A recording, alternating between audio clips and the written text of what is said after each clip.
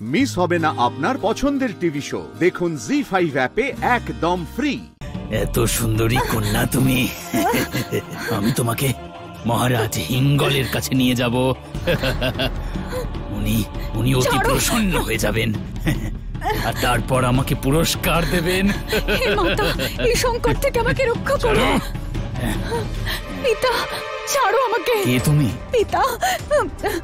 আর আমার কন্যাকে কোথায় নিয়ে যাচ্ছ? সরে যাও, ছেড়ে দাও। আমার পথ থেকে সরে যাও, সরে যাও বলছি। আমার পথের বাধা হয়ো না। ছেড়ে দাও আমায়। মা, পিতা, বাঁচান আমাকে। ছেড়ে দাও পিতা।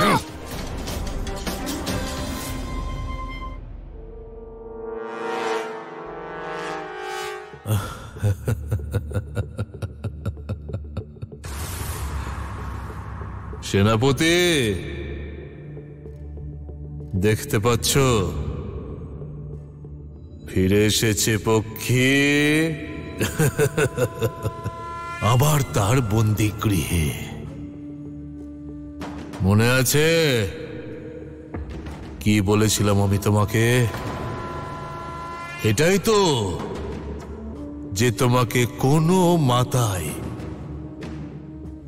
এই শক্তিশালী হিঙ্গলের হাত থেকে বাঁচাতে পারবে না।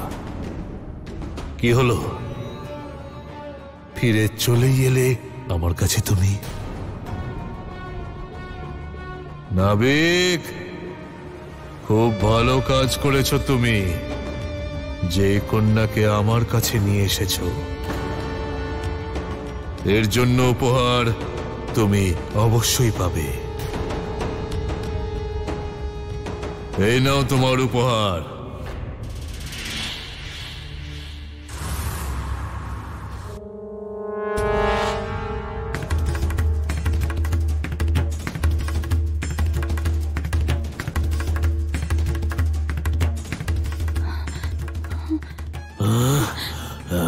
না, ভয় পেও না,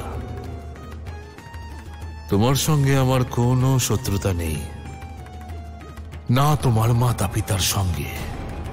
আমার শত্রুতা শুধু ওই কোটারি মাতার সঙ্গে। আর হ্যাঁ, যদি তুমি ওই কোটারি মাতার ভক্তি ত্যাগ করে আমার সঙ্গে বিবাহ করে নাও,